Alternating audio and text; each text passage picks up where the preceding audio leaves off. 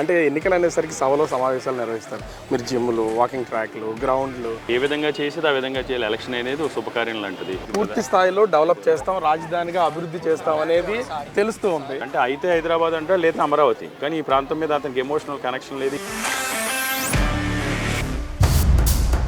కేకే రాజు ఒక రౌడీ, ఒక గూండా. మే 13వ తారీఖు తర్వాత చెప్తాను, జాబ్ పొలిసినట్టు తొలిసేస్తాను అంటే కేంద్రంలో మేము ఉండబోతున్నాం అనేది. అసలు ఉత్తరాంధ్ర గురించి మాట్లాడవయ్యా బాబు నువ్వు. మీ ప్రభుత్వం మీద కూడా చేస్తున్న విమర్శలు కల్తీ మద్యాన్ని ఇస్తుంది. స్ట్రైట్ ఫార్వర్డ్గా అడుగుతున్నాను నేను, మీ ఫ్యామిలీ మెంబర్స్ లిక్కర్ వ్యాపారంలో ఉన్నారా లేదా? స్టీల్ ప్లాంట్ అనేది దానికి సీఎం నుంచి ఎట్లాంటి మద్దతు లేదు. ఎవరికి చెప్తారు ఈ సొల్లు కవర్లు, పకోడీ కవర్లోని? సార్ కేకే రాజుకే ఎందుకు ఓటేయాలంటే దశాబ్దాలుగా వెనకబడిన ఉత్తరాంధ్ర ప్రాంతం అభివృద్ధి చెందాలి, ఆర్థికంగా పరిపుష్టి తీసుకు శక్తి సామర్థ్యాలు ఉన్నాయి.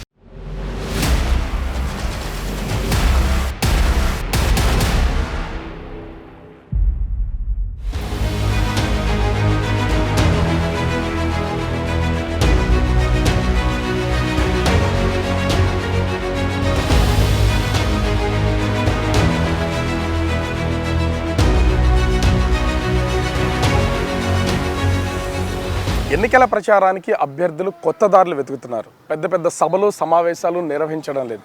ఇంటింటికి వెళ్ళి ప్రచారం చేస్తున్నారు. చాలా సింపుల్గా ఓట్లు అడిగే ప్రయత్నం చేస్తున్నారు. ప్రస్తుతం మనం విశాఖ నార్త్ నియోజకవర్గంలో ఉన్నాం. ఇక్కడ వైసీపీ నుంచి కేకే రాజు అభ్యర్థిగా బరిలో ఉన్నారు. ఆయన అసలు ఈ 5 ఏళ్ల పాటు అధికారంలో లేకపోయినా అభివృద్ధికి పాటుపడినటువంటి వ్యక్తిగా పేరు తెచ్చుకున్నారు. అసలు కేకే రాజు ఏం చేయబోతున్నారు, ప్రజలకు ఎలాంటి హామీ ఇవ్వబోతున్నారు, ఆయన మనసులో ఏమనుకుంటున్నారు, నేనే ఎమ్మెల్యేలో తెలుసుకుందాం పదండి.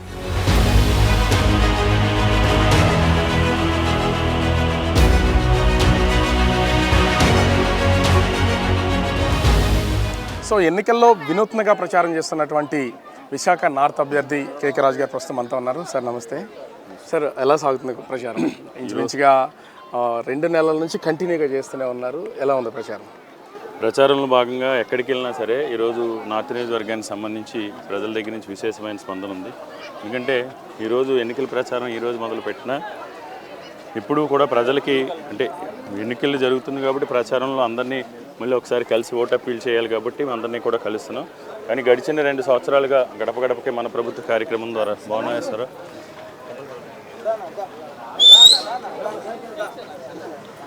ఒక అవకాశం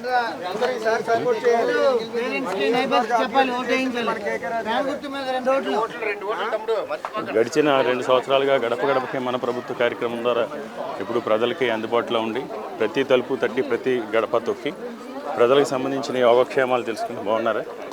మర్చిపోకుండా ఎలా ఉంది? ప్రజలకు సంబంధించిన ప్రతి సమస్యని కూడా తెలుసుకొని ప్రతి సమస్యకి కూడా సమస్య పరిష్కరించడానికి కృషి చేశాం. ముఖ్యంగా ఈ నియోజకవర్గానికి సంబంధించి మౌలిక వసతుల కల్పన విషయంలో చిత్తశుద్ధితో గౌరవ ముఖ్యమంత్రి జగన్మోహన్ రెడ్డి గారి ఆశీస్సులతో గత 20-25 సంవత్సరాలుగా ఉన్న అనేక సమస్యల్ని పరిష్కరించి ఈరోజు ఈ నియోజకవర్గంలో మెరుగైన మౌలిక వసతులు కల్పించాం. అన్నిటికంటే కూడా ముఖ్యంగా ఇన్ఆర్బిట్ మాల్ లాంటి ఒక అవకాశం కల్పించాం. అన్నిటికంటే కూడా ముఖ్యంగా ఇన్ఆర్బిట్ మాల్ రహేజా గ్రూప్ ఆధ్వర్యంలో జగన్మోహన్ రెడ్డి గారు ఈ నియోజకవర్గానికి పెట్టుబడులు అందించి ఈ నియోజకవర్గంలో ఉన్న నిరుద్యోగ యువకు ఉపాధి ఉద్యోగ అవకాశాలు పెద్ద ఎత్తున మెరుగుపరచడం జరిగింది. అంటే ఇంచుమించుగా మీరు ఎన్నికల క్యాంపెయిన్ స్టార్ట్ చేయక ముందు నుంచి కూడా ఇది ఎవరికి అర్థం కాని విధంగా జిమ్ములు తిరుగుతున్నారు. అంటే ఎన్నికలు అనేసరికి సభలో సమావేశాలు నిర్వహిస్తారు. మీరు జిమ్లు, వాకింగ్ ట్రాక్లు, గ్రౌండ్లు, బాక్సింగ్ కోచెస్ దగ్గర ఏంటి అసలు? అంటే మీరు ఒక స్పోర్ట్స్ మ్యాన్గానే వీళ్ళందరినీ కలవడం, లేకపోతే ఇంట్రెస్ట్ ఉండి ఓటుని చాలా దగ్గరికి వెళ్ళి ఓటు అడగాలనే ఆలోచన? అంటే ఎలక్షనీరింగ్ అనేది కూడా ఒక శుభకార్యం లాంటిది. మనం ఏంటంటే ప్రజలకు మంచి చేయడం కోసం, ప్రజలకు మేలు చేయడం కోసం ఈరోజు ఎన్నికల్లో మనం పోటీ చేస్తాం ప్రజలకు సేవ చేయడం కోసం. ఇది శుభకార్యం లాంటిది కాబట్టి మనం అంతకుముందు ఎన్నిసార్లు కలిసినా సరే ఎలక్షన్ టైంలో కూడా మన ఇంట్లో మన పెళ్లికి గృహప్రవేశానికి ఏ విధంగా అయితే అందరినీ పర్సనల్గా కలిసి ఇన్వైట్ చేస్తాము, అదేవిధంగా ఈరోజు ఈ నియోజకవర్గం విశాఖ కొత్త నియోజకవర్గం కూడా అందరూ నన్ను ఓన్ చేసుకున్నారు. నేను కూడా నా కుటుంబం ఇక్కడ ఎవరికి ఏ సమస్య వచ్చినా నా బాధ్యత, నా కర్తవ్యాన్ని భావిస్తాను. కాబట్టి ఈరోజు పెద్ద ఎత్తున ప్రతి ఒక్కరిని కూడా కలిసి ఈరోజు వాళ్ళందరినీ కూడా ఓటు అభ్యర్థించడం జరుగుతుంది. అందరూ కూడా అదే విధంగా ఆశీర్వదిస్తున్నారు ఎక్కడికి వెళ్ళినా సరే. అంటే ప్రజలు ఆశీర్వదించే విధానాన్ని బట్టి కూడా మనకి ఇంకా ఉత్సాహం వస్తూ ఉంటుంది. ఎక్కడికి వెళ్ళినా తప్పకుండా మీరు గెలుస్తారు, మేము గెలిపిస్తాం. అంటే గత 5 సంవత్సరాలుగా మీరు మీ పార్టీ అధికారంలో ఉన్న, మీరు అపోజిషన్లో ఉన్నటువంటి పొజిషన్, కానీ నియోజకవర్గానికి సంబంధించి ఎమ్మెల్యేగా ఉన్నటువంటి వ్యక్తి ఏమీ పట్టించుకోలేదు, నియోజకవర్గాన్ని గాలికి వదిలేశారు. 5 సంవత్సరాల నుంచి మీ నియోజకవర్గానికి అనధికారిక ఎమ్మెల్యేగా ఉన్నటువంటి మీరు ఇంత ప్రచారం చేయాల్సినంత అవసరం ఉందనుకుంటున్నారా? 100%. అంటే నేను ముందే చెప్పాను, ఇది శుభకార్యం లాంటిది. శుభకార్యంలో మన అందరినీ ఏ విధంగా అయితే కలుస్తామో అదేవిధంగా ప్రతి ఒక్కరిని కూడా కలవాల్సిన అవసరం ఉంది. మరి మీ అందరికీ తెలుసు, గడిచిన ఇక్కడ తెలుగుదేశం పార్టీ ఎమ్మెల్యే గెలిచిన, ముఖ్యంగా తెలుగుదేశం పార్టీకి సంబంధించి చంద్రబాబు నాయుడు ఐడియాలజీ సంబంధించి ఉత్తరాంధ్ర ప్రాంతం అభివృద్ధి చెందకూడదు. ఉత్తరాంధ్ర ప్రాంతం అభివృద్ధి చెందితే చంద్రబాబు నాయుడు ఆస్తులను హైదరాబాద్ అభివృద్ధి చెందదు, చంద్రబాబు నాయుడు ఆస్తులను అమరావతి అభివృద్ధి చెందదు. కాబట్టి ఉత్తరాంధ్ర ప్రాంతాన్ని అభివృద్ధి చెందకుండా అడుగడుగున కూడా మోకాలెడుతుంది చంద్రబాబు నాయుడు. ఎందుకంటే 1995 నుంచి 2004 వరకు చంద్రబాబు నాయుడు ముఖ్యమంత్రిగా ఉన్న 9 సంవత్సరాల కాలంలో అప్పుడు హైదరాబాద్ అని ఉత్తరాంధ్ర ప్రాంతానికి అన్యాయం చేశాడు, విశాఖపట్నానికి అన్యాయం చేశాడు. 2004లో రాజశేఖర రెడ్డి గారు వచ్చిన తర్వాత పెద్ద ఎత్తున పెట్టుబడులు తీసుకొచ్చి ఈ ప్రాంతంలో ఫార్మసీస్ అభివృద్ధి చేసింది, SEZ తీసుకొచ్చింది, VKPCPR తీసుకొచ్చింది, మన హెల్త్ సిటీ తీసుకొచ్చింది, ఇక్కడ విప్రో అప్పుడు సత్యం, ఇప్పుడు టెక్ మహేంద్ర, విప్రో పల్సెస్ తీసుకొచ్చింది, BHP అండ్ BHL విలీనం చేసింది రాజశేఖర రెడ్డి గారే. ఆయన చనిపోవడం, మళ్ళీ తర్వాత రాష్ట్రం విడిపోయిన తర్వాత మళ్ళీ తెలుగుదేశం పార్టీ అధికారంలోకి వచ్చింది. అప్పుడు 9 సంవత్సరాలు హైదరాబాద్ అన్నాడు, మళ్ళీ 5 సంవత్సరాలు చంద్రబాబు నాయుడు అమరావతి అన్నాడు. అంటే అయితే హైదరాబాద్ అంటాడు, లేదా అమరావతి. కానీ ఈ ప్రాంతం మీద అతనికి ఎమోషనల్ కనెక్షన్ లేదు. ఈ ప్రాంతం అభివృద్ధి చెందితే వాళ్ళు ఆస్తులు ఉన్న ప్రాంతం అభివృద్ధి చెందని ఉద్దేశపూర్వకంగానే ఈరోజు ఉత్తరాంధ్ర ప్రాంతానికి చంద్రబాబు నాయుడు ఆయన అన్యాయం చేస్తూ ఉన్నాడు. అంటే మీ నియోజకవర్గాన్ని వదిలి ఒక్కసారి బయటకు వెళ్దాం. అంటే నార్త్ కాన్స్టిట్యున్సీ కాకుండా విశాఖపట్నానికి సంబంధించి ఖచ్చితంగా మీరు పూర్తి స్థాయిలో డెవలప్ చేస్తాం, రాజధానిగా అభివృద్ధి చేస్తాం అనేది తెలుస్తూ ఉంది. సో మరి ఏ విధంగా అసలు దీన్ని ఎలా చెప్తారు మీరు? అసలు అంటే ముఖ్యంగా చూస్తే రాజధానికి అభివృద్ధి చేస్తాం, ఇదే పరిపాలనా రాజధాని అని ఒక పక్కన సీఎం చెప్తే, రాజధానికి కావాల్సింది ఏంటి? రాజధానికి మెట్రోపాలిటన్ కల్చర్ కావాలి, మంచి కనెక్టివిటీ కావాలి. వైజాగ్కి ఎయిర్ కనెక్టివిటీ ఉంది, సీ కనెక్టివిటీ ఉంది, హైవే కనెక్టివిటీ ఉంది, రైల్ కనెక్టివిటీ ఉంది. గ్లోబల్గా ప్రపంచ పట్టణంలో వైజాగ్ ఉన్న అడ్వాంటేజ్ ప్రపంచంలో ఏ ప్రాంతం నుంచి అయినా త్వరితగతిన చేరుకోవాలి. అన్ని రవాణా మార్గాలు కూడా విశాఖపట్నానికి ఉన్నాయి. 100% ఇప్పుడు వైజాగ్ అనేది సూటబుల్. ఈరోజు అమరావతి చూసుకుంటే ఒక గేటెడ్ కమ్యూనిటీ ఎలా ఉంటుందో, గేటెడ్ కమ్యూనిటీలు ఏముంటాయి, ఎవరిని రానివ్వరు. గేటెడ్ కమ్యూనిటీలో ఒక కల్చర్ ఉంటుంది. గేటెడ్ కమ్యూనిటీ అపార్ట్మెంట్ కట్టుకుంటే ఎలా ఉంటుందో అమరావతి రాజధాని కూడా అలాంటిదే. ఏదో పక్కకి తీసుకెళ్ళి ఒక గేటెడ్ కమ్యూనిటీ లాగా అమరావతిని చేస్తున్నారు. అమరావతి ప్రజల రాజధాని కాదు, పెత్తందారుల రాజధాని అవుద్ది. విశాఖపట్నం ప్రజల రాజధాని అవుతుంది.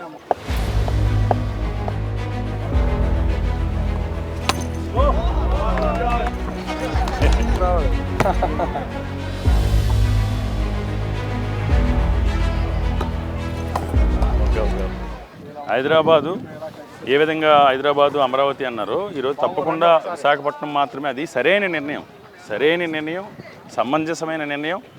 విశాఖపట్నం పరిపాలనా రాజధాని ఈరోజు ఉత్తరాంధ్ర ప్రాంత వాసులందరూ కూడా ఉత్తరాంధ్ర పరిపాలనా రాజధాని కోసం ఎదురు చూస్తూ ఉన్నారు. ఇక్కడ మీ నియోజకవర్గానికి సంబంధించి 5 సంవత్సరాల నుంచి చాలా గ్రోత్ ఉంది, మేము అభివృద్ధి చేస్తున్నాం, ప్రతిదీ సీఎం దగ్గర నుంచి ఫండ్ తీసుకొచ్చి నేను ఎమ్మెల్యే కాకపోయినా అభివృద్ధిలో ముందుకు వెళ్తాను అని చెప్తున్నారు. అంటే మీ నియోజకవర్గానికి సంబంధించి ఏమున్నాయి, అసలు మీరు ఏం చెప్తారు ప్రజలకు? మా నియోజకవర్గానికి సంబంధించి అనేక రోడ్లకు సంబంధించి కావచ్చు, విద్యుత్ సమస్యలకు సంబంధించి, మంచినీటి సమస్యలు దీర్ఘకాలికంగా ఉన్నాయి. వాటన్నింటినీ కూడా జగన్మోహన్ రెడ్డి గారి దయతో 435 కోట్లు పెట్టుబడులు పెట్టి వాటన్నింటినీ కూడా ఈరోజు అభివృద్ధి చేశాం. అన్నిటికంటే కూడా ముఖ్యంగా మౌలిక వసతుల కల్పనతో పాటు సంక్షేమ పథకాల అమలు విషయంలో పార్టీలు చూడకుండా ఎక్కడ పారదర్శకంగా నిస్వార్థంగా ప్రతి ఒక్కరికి కూడా అర్హతనే ప్రమాణంగా తీసుకుని సంక్షేమ పథకాలు అందించాం. అన్నిటికంటే కూడా ముఖ్యంగా ఈరోజు పెద్ద ఎత్తున పెట్టుబడులు తీసుకొచ్చాం. 1450 కోట్ల రూపాయలు పెట్టుబడులు తీసుకొచ్చి సుమారు 15,000 నుంచి 18,000 ఉపాధి ఉద్యోగ అవకాశాలు కల్పించాం. కరోనా లాంటి కష్ట పరిస్థితుల్లో సచివాలయ సిబ్బందిని, హెల్త్ డిపార్ట్మెంట్ వారిని, వాలంటీర్ని కూడా అందరినీ సమన్వయం చేసుకుని ప్రజలకి ఎప్పటికప్పుడు అందుబాటులో ఉండి ప్రజలకి సేవ చేసాం. ఈరోజు కేకే రాజు అనేవాడు ఒక నాయకుడిగా కాకుండా మావాడు మన అందుబాటులో ఉంటాడు, ఒక సేవకుడిగా నియోజకవర్గ ప్రజలందరికీ కూడా అంటే ఖచ్చితంగా. అంటే మీరు ఏం చెప్తారు, కేకే రాజుకే ఎందుకు ఓటేయాలంటే ఇదే క్రైటీరియాని చూపించారు? 100%. ఎవరైనా ప్రజలు ఎందుకు ఆశీర్వదిస్తారు? అందుబాటులో ఉండాలి, వాళ్ళ సమస్యకు స్పందించాలి, వాళ్ళ సమస్యను పరిష్కరించాలి, ప్రాంత అభివృద్ధికి కృషి చేయాలి. అన్ని రకాలుగా కూడా నాకు ఎలాంటి పదవి లేకపోయినా మా ముఖ్యమంత్రి శ్రీ జగన్మోహన్ రెడ్డి గారి ఆధ్వర్యంలో ఇప్పటికే మేము చాలా వరకు కూడా ప్రూవ్ చేసుకున్నాం. నేను ప్రూవ్ చేసుకుని ఈరోజు ప్రజలకు అందుబాటులో ఉన్నాం. ప్రజలే చెప్తున్నారు, మీరు ప్రజాక్షేత్రంలో పర్యటిస్తే ప్రజలే చెప్తారు ఎవరు అందుబాటులో. ఎందుకంటే నాపై పోటీ చేస్తున్న అభ్యర్థి నాకు కంపారిజన్ నాపై పోటీ చేస్తున్న అభ్యర్థి కూడా గతంలో శాసనసభ్యుడిగా చేసిన అనుభవం ఉన్న అభ్యర్థి. కానీ ఎన్నికలు జరిగిన తర్వాత 4 సంవత్సరాలు 9 నెలల కాలం ప్రజలకు ఎక్కడ కనపడని పాప అనుకోలేదు. అంటే ఎన్నికల కోసం మళ్ళీ ప్రజల మధ్యకి వచ్చారు తప్ప కష్టకాలంలో కానీ క్లిష్ట పరిస్థితుల్లో కానీ వాళ్ళు ప్రజల మధ్యకి రాలేదు. అదేవిధంగా అతను వాళ్ళ పార్టీ కేంద్రంలో అధికారంలో ఉంది. బీజేపీ అప్పట్లో కేంద్రంలో అధికారంలో ఉంది. 2014 నుంచి 2019 వరకు వాళ్ళ దత్తతండ్రి చంద్రబాబు నాయుడు ముఖ్యమంత్రిగా ఉన్న సమయంలో ఇక్కడ పెట్టుబడి 1 కోటి రూపాయలు కూడా పెట్టుబడులు తీసుకొచ్చి రోడ్స్, డ్రైన్స్, సివిక్ కమ్యూనిటీస్ అనే బై డిఫాల్ట్ మనం చురుగ్గా ఉంటే 100% చేస్తాం, లేదనుకుంటే అధికారులు 40% 50% చేస్తారు. వీటితో పాటు కావాల్సింది మనకి పెట్టుబడులు, ఉపాధి ఉద్యోగ అవకాశాలు. ఈరోజు పెట్టుబడులు, ఉపాధి ఉద్యోగ అవకాశాలు తీసుకొచ్చి సుమారు 15,000 నుంచి 18,000 మందికి కల్పించాం. కంపారిజన్ కూడా ప్రజలు చూసుకుంటారు కదా, యాక్సెస్ అవైలబిలిటీ, అతనికి మనకున్న యాక్సెస్ అవైలబిలిటీ ఏంటనే ప్రజలందరికీ తెలుసు. మీరే చెప్తున్నారు 4 సంవత్సరాల నుంచి ఎక్కడ కనిపించలేదని. కానీ అంటే ఇలాంటి పదాలు వాడొచ్చో లేదో తెలియదు. కేకే రాజు ఒక రౌడీ, ఒక గోండా, వీటిని ఎక్కువగా ప్రోత్సహిస్తూ ఉంటాడు. రౌడీ మోకల్ని వెనకేసి తిప్పుతానని మీ ప్రత్యర్థిగా ఉన్నటువంటి బీజేపీ అభ్యర్థి విష్ణుకుమార్ రాజు మీ మీద తీవ్రమైనటువంటి విమర్శలు చేస్తున్నారు. ఎందుకు అది మీ మీద ఈ విధమైనటువంటి ఎన్నికల కోసం అనుకోవచ్చా? వాటమి భయం, అభద్రతా భయంతో అలాంటి వ్యాఖ్యలు చేస్తారు. ఇప్పుడు పర్సనల్ క్యారెక్టర్ అసోసియేషన్కి వెళ్తారంటే వాళ్ళు చేసింది చెప్పుకునే స్థితి వాళ్ళకి లేనప్పుడు, చేయబోదే చెప్పే పరిస్థితి వాళ్ళకి లేనప్పుడు. అంటే వీళ్ళు ఏది చెప్పినా కూడా చంద్రబాబు నాయుడు వీళ్ళు పక్కన పెట్టి పక్కకు తోసేస్తాడు. టిష్యూలో వాడతాడు చంద్రబాబు నాయుడు. ఎన్నికల వరకు వీళ్ళందరినీ చూస్తారు. ఎన్నికలు అయిపోయిన తర్వాత మేనిఫెస్టోని టిష్యూ పేపర్లో చూస్తారు. తెలుగుదేశం పార్టీలో కూటమిలో ఉన్న నాయకులు కూడా లైక్ టిష్యూ పేపర్లో ఎలా తుడుచుకుని పక్కన పడేస్తారు చంద్రబాబు నాయుడు. వీళ్ళు కూడా అదే, ఒకవేళ వీళ్ళు ఏదైనా హామీ ఇచ్చినా నేను ఇది చేస్తాను అని చెప్పినా వీళ్ళకి అంత సీన్ ఉండదు. అక్కడ చంద్రబాబు నాయుడు ఏదైతే చెప్తాడో అదే జరుగుద్ది. ఆ సీన్ లేని వాళ్ళందరూ ఏం చేస్తారంటే పర్సనల్ క్యారెక్టర్ అసోసియేషన్ చేస్తుంటారు. చెప్పుకునే పరిస్థితి లేదు కదా. నేను చెప్తున్నాను 1,450 కోట్ల రూపాయలు పెట్టుబడులు తీసుకొచ్చి Inorbit mall, Raheja IT centre, Raheja convention centre ఇవన్నీ కూడా మేము తీసుకొచ్చాం. ఏఎంసీ మాల్కి సహకరించాం. మీరేం తీసుకొచ్చారో చెప్పండి. ఎందుకంటే అభివృద్ధి పైన ఆయన గతంలో కూడా మార్చి నెలలోనో ఫిబ్రవరి నెలలోనో బయటకు రావడం జరిగింది. వర్షాకాలంలో వానపాములు వస్తాయి, తడి ఉన్నప్పుడే బయటకు వస్తే మళ్ళీ తడవకొని వెళ్ళిపోతాయి. అలాగే ఎన్నికలు వచ్చినాయి కాబట్టి వానపాములు వచ్చినట్టు వచ్చారు. వచ్చిన తర్వాత ఆయన ఏదో మాట్లాడితే అప్పుడు నేను 5,000 వాల్ పోస్టర్స్ విశాఖపట్నం నియోజకవర్గం మొత్తం కూడా అంటించాం, చర్చికి రమ్మని. అంటే ప్రజలకు తెలియాలని. వాల్ పోస్టర్స్ ఎందుకు అంటించామంటే ఏదో కొన్ని మాధ్యమాల ద్వారా కొంతమందికే తెలుస్తుంది. సో మీ ఛానల్ ఉండొచ్చు, 1000 మందో, 2000 మందో, 3000 మందో, కొన్ని 5000 మందో, 10,000 మందో, అలా కాకుండా నియోజకవర్గానికి తెలియాలి. ఈ నియోజకవర్గ సమస్య కానీ వాల్ పోస్టర్స్ వేసాం. ఇదిగో మేము ఇలా సుమారు 3,000 కోట్లు సంక్షేమం అందించాం, 435 కోట్లతో అభివృద్ధి చేసాం, పెట్టుబడులు తీసుకొచ్చాం. మీ అయ్యంలో ఏం జరిగిందో దీనిపైన మేము సత్యకి చేద్దామని వాల్ పోస్టర్ అందించాం. ఆ సమయంలో ఆయన ఎక్కడ కూడా స్పందించలేకపోయారంటే దానికి అర్థం ఏంటి? ఇప్పుడు నా పైన రెండోది మీరు అన్నారు కదా రౌడీ గోండా అని. దశాబ్దాలుగా వెనకబడిన ఉత్తరాంధ్ర ప్రాంతం అభివృద్ధి చెందాలి, ఉత్తరాంధ్ర ప్రాంతానికి పరిపాలనా రాజధాని వస్తే ఉత్తరాంధ్ర ప్రాంతానికే కాదు యావత్ ఆంధ్రప్రదేశ్ రాష్ట్రానికి కూడా ఆర్థికంగా పరిపుష్టి తీసుకునే శక్తి సామర్థ్యాలు ఉన్నాయి అని ఉత్తరాంధ్ర ప్రాంతంలో నిరుద్యోగ యువకులు, మేధావులు కూడా ఈరోజు కాంక్షిస్తూ ఉన్నారు. వారికి అభిప్రాయాలకు అనుగుణంగా ఉత్తరాంధ్ర ప్రాంతం కోసం చేసే పోరాటం రౌడీజం అయితే నాది రౌడీజమే. ఉత్తరాంధ్ర పరిపాలన రాజధాని కోసం నిరాహార దీక్ష చేయడం, నిరసన దీక్షలు చేయడం గోండాయిజం అయితే గోండాయిజమే. ఎందుకంటే ఆ మాట్లాడే వ్యక్తి నేను చేసి అతనికి లాజిక్ మిస్ అవుతున్నాడు. ఇప్పుడు నువ్వు తలందనివాడు అంటే తాడిందనివాడు ఉంటారు, ఏదో సామెత చెప్తారు. అలాగా అతను లాజిక్ మిస్ అవుతున్నాడు. ఎక్కడ లాజిక్ మిస్ అవుతున్నాడు అంటే నేను చేసే ప్రతి ప్రొటెస్టు ఈ ప్రాంత అభివృద్ధి కోసం చేశాం.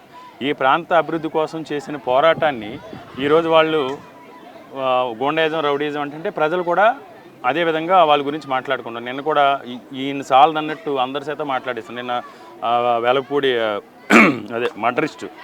మడ్రిస్ట్ వెలగపూడి రామకృష్ణబాబు కూడా నా గురించి మాట్లాడుతూ ఉన్నాడు.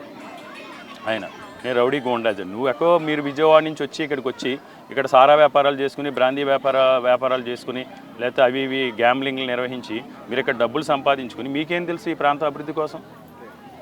మీరు డబ్బు సంపాదించుకోవడానికి మాత్రం వచ్చారు, డబ్బు సంపాదించుకోవడం రాజకీయాల్లోకి వచ్చారు. దశాబ్దాలుగా అన్ని రకాల వనరులు కూడా ఉత్తరాంధ్ర ప్రాంతం వెనకబడి ఉంది. ఇక్కడ మిమ్మల్ని ఎమ్మెల్యేలు చేసి ఈ ప్రాంత ప్రజలు మిమ్మల్ని ఆశీర్వదిస్తే ఈరోజు ఈ ప్రాంతాన్ని అభివృద్ధి కోసం పోరాటం చేస్తున్న రౌడీలు అంటారు, గోండాలు అంటారు, ఈ ప్రాంత యువకుల మీద కేసులు పెడతారు. మీరు అంటే మీకు డబ్బే ముఖ్యం, మీ సంపాదనే మీకు ముఖ్యం. విష్ణుకుమార్ రాజు కావచ్చు, వెలగపూడి రామకృష్ణబాబు కావచ్చు. 2014 నుంచి 19 వరకు నేను ఎమ్మెల్యేగా ఉన్నాను, పూర్తి స్థాయిలో నేను అభివృద్ధి చేశాను. వీళ్ళు ఏంటి ఎట్లాంటి అధికారం లేదు, ఏలా అభివృద్ధి చేయలేదు, నేను చేసిన అభివృద్ధి వాళ్ళ నన్ను పనికిమాలిన సోది పనికిమాలిన మాటలకు కాదు. ఛాలెంజ్ చేసాం, వాల్ పోస్టర్లు అంటించాం. అప్పుడు చర్చకు రాలేదు, చర్చకు వస్తే అప్పుడు చెప్దాం. 50 కమ్యూనిటీ హాల్ శాంక్షన్ చేసాం, 40 కమ్యూనిటీ హాల్స్ నిర్మాణం పూర్తి చేసాం, 7 హాస్పిటల్స్ కట్టాం, అన్ని స్కూల్స్ నాడు నేడు కార్యక్రమం ద్వారా అభివృద్ధి చేసాం, 4 స్కూల్స్ నార్త్ నియోజకవర్గంలో స్మార్ట్ సిటీ స్కూల్స్ కింద అభివృద్ధి చేసాం. ఈరోజు రోడ్లు 2004 20 సంవత్సరాల కళ 2004 మాస్టర్ ప్లాన్ ప్రకారం అన్ని రోడ్లని కూడా విస్తరించాం, పెట్టుబడులు తీసుకొచ్చాం. అదే ఇప్పుడు ఆయన ఉంటున్న ప్రాంతంలోనే సీతందార్ ప్రాంతంలో ఒక మోడల్ పార్క్ 2,70,00,000 రూపాయలతో మోడల్గా చేసాం. ఇవన్నీ అంటే ఒక ఆల ఇలా సహకరించుకుని నేల మీద నల్లపోయిన వాళ్ళకి ఏం చెప్పలేం. బహుశా ఆయన నేల మీద భూమి మీద ఉండరేమో, గాల్లో తేలే వాళ్ళకి ఇవన్నీ కనపడవు. అంటే కేవలం ఎన్నికల ముందు మాత్రం వస్తున్నాడు, ఎన్నికలు అయిపోయిన తర్వాత ఎక్కడ కనిపించట్లేదు. 100% పదవి ఉంటే మాత్రమే ప్రజలకు అందుబాటులో ఉంటారు. పదవి అడ్డం పెట్టుకుని కాంట్రాక్టులు చేసుకుంటారు, లేకపోతే ఇంకోటి చేసుకుంటారు. నేల మీద ఉండి నేల మీద నడిచి ప్రజలతో ఉంటే ఏం జరిగిందో తెలుస్తుంది. అంతే తప్ప గాల్లో వ్యవహరించే వరకు ఏమీ కూడా తెలియవు. వాళ్ళ ఆరోపణల గురించి, వాళ్ళు చేసే అబద్ధపు అసత్య అన్నీ మాట్లాడితే అబద్ధం, నోరు ఇప్పితే అసత్యం, మాట్లాడితే అబద్ధాలు అసత్యాలే. ఆ స్థాయిని కూడా మరిచి, వయసును కూడా మరిచి ఈరోజు అబద్ధాలు అసత్యాలతో వాళ్ళు ప్రచారం చేస్తున్నారు. నేను ఎక్కడికి ఒక జేఎన్ఆర్ బాంబే కాలనీకి వెళ్ళాం. వాళ్ళ దగ్గరికి వెళ్ళి ఇవన్నీ కూడా నేను పడగొట్టి మళ్ళీ కొత్త కట్టించాను అంటే ఏం మాట్లాడుతున్నారు మీరు? వాళ్ళ దగ్గరికి వెళ్ళి శిథిలం అయిపోయింది. శిథిలం అయిపోతే ఏం చేస్తాం మనం? పాడైంది, మీ ఇల్లు పాడైంది, రీమోడల్ చేసుకుని ఏదో గుమ్మం పుచ్చిపోయింది, చదపట్టింది, గుమ్మం తీసి గుమ్మం పెట్టుకుంటారా? కిటికీ పుచ్చిపోయిందని ఇల్లు బద్దలు కొట్టేస్తారా? ఇక్కడ 51వ వార్డులో అక్కడికి అంబేద్కర్ నగర్ దగ్గరికి వెళ్ళి నేను ప్రచారానికి వెళ్ళి అమ్మ మీకు ఆల్రెడీ మీకు చేయించుకుంటూ వస్తున్నాం మేము. యాక్చువల్లీ జేఎన్ఆర్ అనేది సెల్ఫ్ మెయింటెనెన్స్, కానీ వాళ్ళ పరిస్థితులను ఆర్థిక స్థితిగతులను దృష్టిలో పెట్టుకుని వాటిని అన్నీ కూడా 10,000 రూపాయలు ఈచ్ ఫ్లాట్కి కేటాయించి చేసుకుంటూ వస్తున్నాం. నేను సడన్గా అక్కడికి వెళ్తే వాళ్ళందరూ చెప్తున్నారు, నేను రవిరాజు గారు కూడా ఉన్నారు, ఇవన్నీ పడగొట్టి కట్టేస్తానంటున్నారండి. అంటే ఆయన ఇప్పుడు ఒకటే అడుగుతున్నాను, ఆయన కాంట్రాక్టర్ సుమారు 5,000 టిట్కోయిల్ నిర్మాణం చేసే, మీకు తెలుసో తెలీదు, 5,000 టిట్కోయిల్ ఆయన కాంట్రాక్ట్ తీసుకున్నారు. మన నియోజకవర్గానికి సంబంధించి నార్త్ నియోజకవర్గానికి సంబంధించి టిట్కోయిల్ కేటాయింపు 4,800, కానీ వాళ్ళు డీడీలు కట్టించింది 22,000. వీళ్ళు పచ్చి మోసగాళ్ళు. నేను ఒకటే సమాధానం, టిట్కోయిల్ విశాఖ ఉత్తర నియోజకవర్గానికి కేటాయింపు 5,000 లోపు ఉంటుందని వాళ్ళకి తెలుసా తెలీదా? అంటే తెలియదు అంటే అవగాహన లేదు, శ్రద్ధతో పరిపాలన చేయలేనట్టు, తెలుసు అంటే మోసం చేసినట్టు. చెప్తున్నాం కదా ఎందుకు ఇదంతా. వాళ్ళ గురించి మాట్లాడి మన ఉపయోగం ఏముంది? ప్రజలతో మనం ఉన్నాం, ప్రజలు మన పక్షాన ఉన్నారు. మీరు ఒకటే అడగండి ఆయన దగ్గరికి వెళ్ళి, టిట్కో ఇల్లు మీరు 20,000 మంది చేత డీడీలు కట్టించారు, 5,000 కేటాయింపు మాత్రం ఉంటుందని తెలిసి కట్టించారా? తెలిసి కట్టిస్తే మోసం చేసినట్టు, తెలియక కట్టిస్తే మీకు కేంద్ర ప్రభుత్వంలో పార్టీ తరపు నుండి కూడా మీకు శ్రద్ధ లేనట్టు. రెండిట్లకి సమాధానం చెప్పలేరు. అర్థమైందా మీకు? దానికి చెప్పలేరు, దీనికి చెప్పలేరు. ఇంకోటి, మీరు టిట్కోయిల్ కాంట్రాక్టర్గా 5,000 ఇల్లు కాంట్రాక్ట్ తీసుకుని కట్టేలా లేదా? ఆ 5,000 ఇల్లులోని నార్త్ నియోజకవర్గానికి సంబంధించిన ఎన్ని ఇల్లు కట్టారు మీరు? దేనికి సమాధానం ఉండదు ఆయన దగ్గర. ఆయన కేవలం రాజకీయాలు అనేది. మొన్న ఆయనే తెలుగుదేశం కార్యకర్తలు, జనసేన కార్యకర్తలు మీటింగ్ పెట్టాలి చెప్పారండి. అయ్యా మీకు నమస్కారం, 2014 నుంచి 2019 వరకు మమ్మల్ని చేప ఒలిసినట్టు ఒలిచేస్తానన్నారు, అలాగే మమ్మల్ని బండకేసి రుద్దారు, మా వల్ల కాదు మీతో అంటే లేదు నేను మీకు అప్పుడంటే కార్పొరేట్ నుంచి వచ్చాను, ఇప్పుడు ఏమో ఏదో ఇవన్నీ ఎంతులేండి మళ్ళీ. అంటే ఇక్కడ చూస్తే 2014లో వెళ్ళినటువంటి ఎన్నికలకు సంబంధించి ఖచ్చితంగా కూటమితో వచ్చాం, మేము 3 పార్టీలు కలిసి వచ్చాం, ఈసారి కూడా 3 పార్టీలతో వస్తున్నాం, గెలుపు ఖచ్చితంగా నాదే అనేది అదే మాకు అడ్వాంటేజ్. ఆ కూటమి దగ, మోసం, అన్యాయం ఉత్తరాంధ్ర ప్రాంతానికి ఏదైతే ఎన్డీఏ కూటమి ఉందో 2014 నుంచి 2019 వరకు ఈ ప్రాంతాన్ని అభివృద్ధి చేస్తామని, 2014 నుంచి 2019 వరకు కూడా అభివృద్ధి చేస్తామని పచ్చి దగ మోసం చేసి ఈరోజు ఆ కూటమి ప్రజల చేత తిరస్కరించబడింది. వాళ్ళు ఏమనుకుంటున్నారంటే బలం అనుకుంటున్నారు. ఇప్పుడు పందులు గుంపులుగా వస్తాయి, సింహం సింగిల్గా వస్తుంది. అంటే 2019 ఎన్నికల్లో మీ మీద గంటా శ్రీనివాసరావు గారు గెలిచారు, ఆ టీడీపీ ఓటింగ్ అంతా మాకే ఉంది. ఇప్పుడు అదనంగా బీజేపీ ఓటింగ్, జనసేన ఓటింగ్ కలిసి పోటీ చేస్తాం కాబట్టి ప్రచారం కూడా చేసుకోవసరం లేదనేది ఒక ధీమా వ్యక్తం చేస్తున్నటువంటి పొజిషన్, అదే విధమైనటువంటి కామెంట్ చేస్తున్నారు. అది గంటా శ్రీనివాసరావు తెచ్చి ప్రసారం చేసుకోమనండి. గంటా శ్రీనివాసరావుకి పండి కదా, గంటా శ్రీనివాసరావు తీసుకొచ్చి ఇక్కడ తిప్పమనండి విష్ణుకుమార్ రాజు, అప్పుడు ఆ ఓట్లు డైవర్ట్ అయితే చూద్దాం. ఎందుకంటే కేంద్రంలో మేమే ఉన్నాము, కేంద్రంలో మేమే ఉండబోతున్నాం అనేది బీజేపీ చేస్తున్నారు. కేంద్రంలో ఎవరుంటే ఎవరికి ఉపయోగం? మన రాష్ట్రానికి ఉపయోగం. ఆయన నియోజకవర్గం గురించి మాట్లాడితే వ్యవసాయం, మాట్లాడితే అదేదో ఊరు మాట్లాడుతుంటారు. అసలు ఉత్తరాంధ్ర గురించి మాట్లాడవయ్యా బాబు నువ్వు. ఉత్తరాంధ్రలో మీరు ఏం చేశారు? ఉత్తరాంధ్రకి ఏం చేశారు?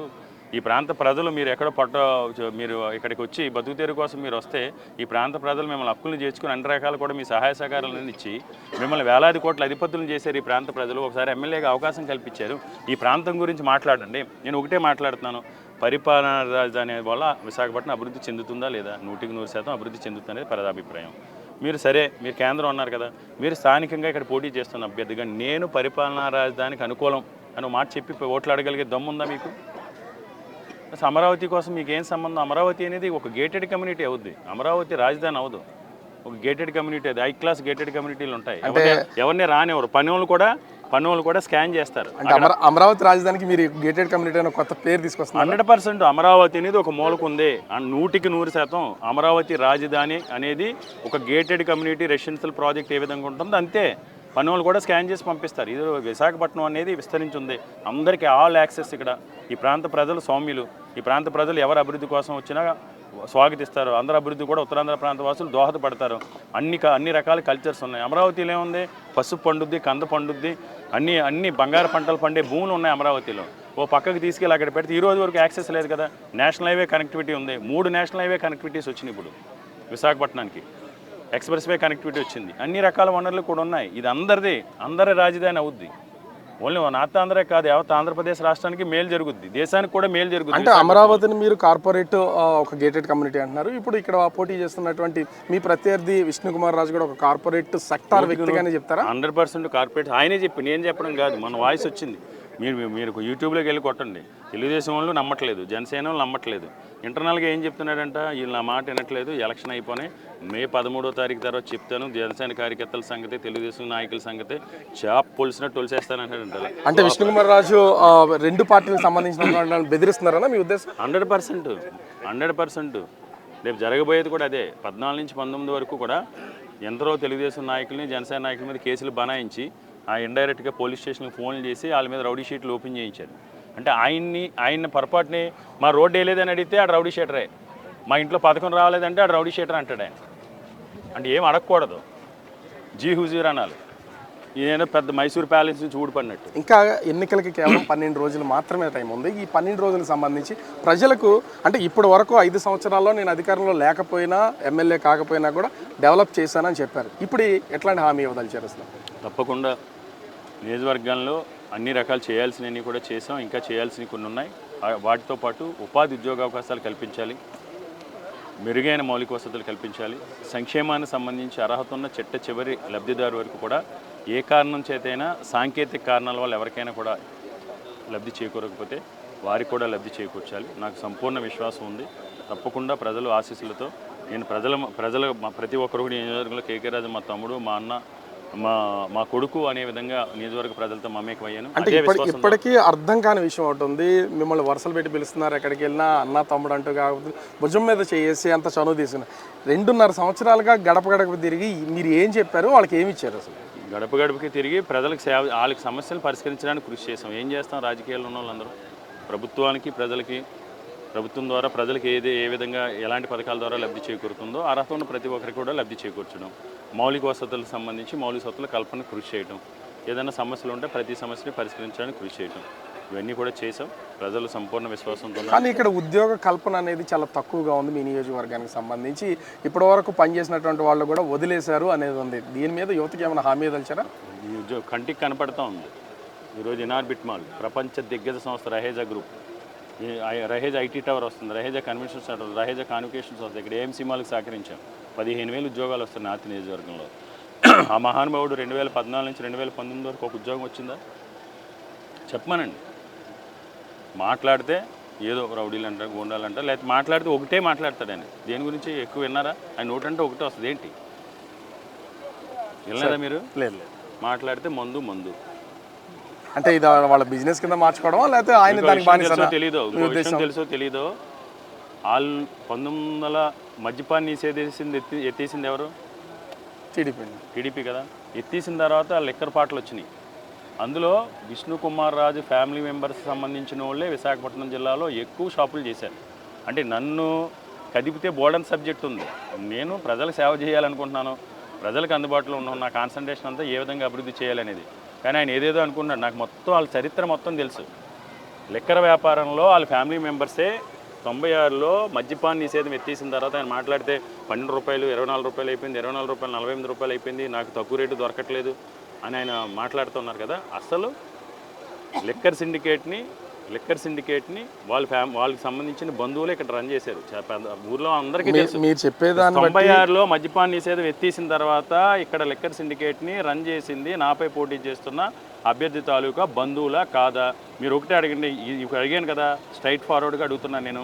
మీ ఫ్యామిలీ మెంబర్సు మీ ఫ్యామిలీ మెంబర్సు లిక్కర్ వ్యాపారంలో ఉన్నారా లేదా? 96లో మద్యపానం చేసిన తర్వాత మీ సిటీలో బార్లు నడిపారా లేదా? వైన్ షాపులు నడిపారా లేదా? మీరు అడగండి ఆయన వెళ్ళి.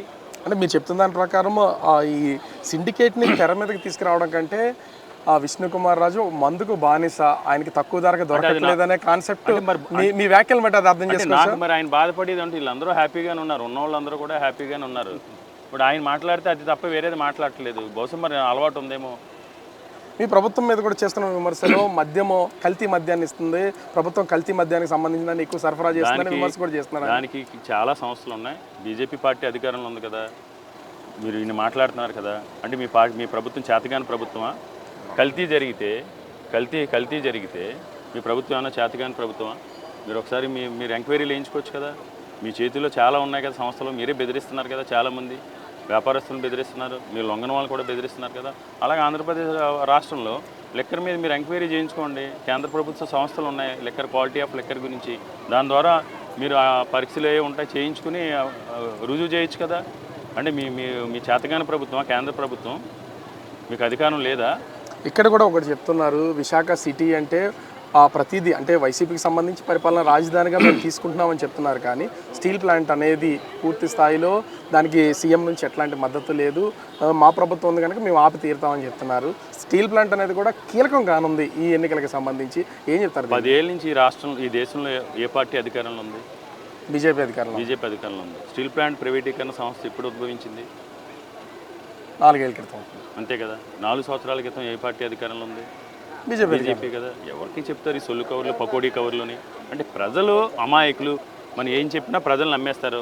ప్రజలకు చెవిలో పువ్వు పెట్టచ్చు, పెద్ద కాలీఫ్లవర్ తీసుకొచ్చి ప్రజలు చెప్పిన 10 ఏళ్ళ నుంచి ఇది కేంద్రంలో బీజేపీ అధికారంలో ఉండి మీరు సమస్యను సృష్టించి మీరు ఈ ప్రాంతంలో ఆందోళన మనోభావాలు దెబ్బతీసే విధంగా మీరు ఆందోళనకు గురి చేసి ఈరోజు వచ్చి మళ్ళీ మేము చేసేస్తాం అంటే ప్రజలు నమ్మే పరిస్థితుల్లో లేరు.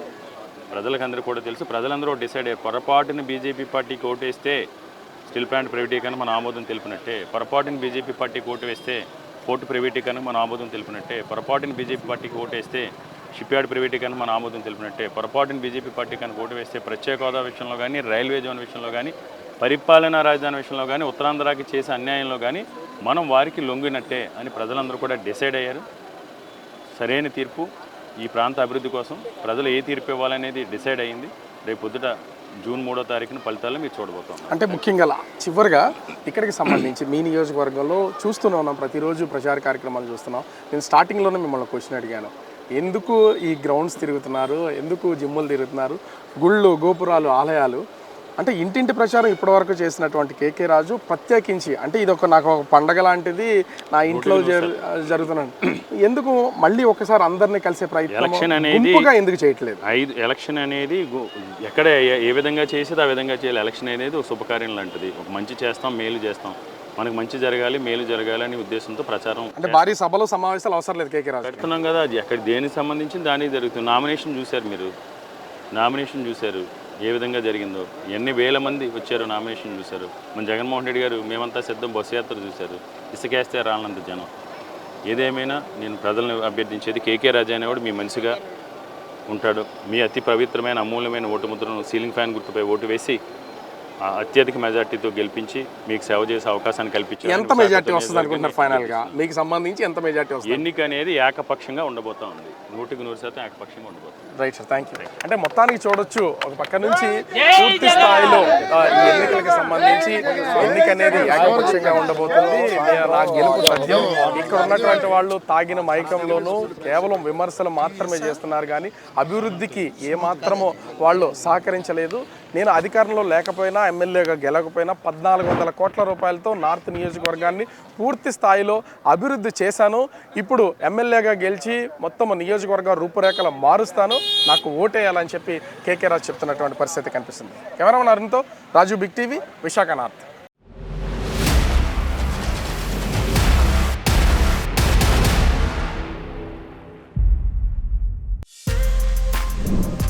For more videos like this, subscribe Big TV channel.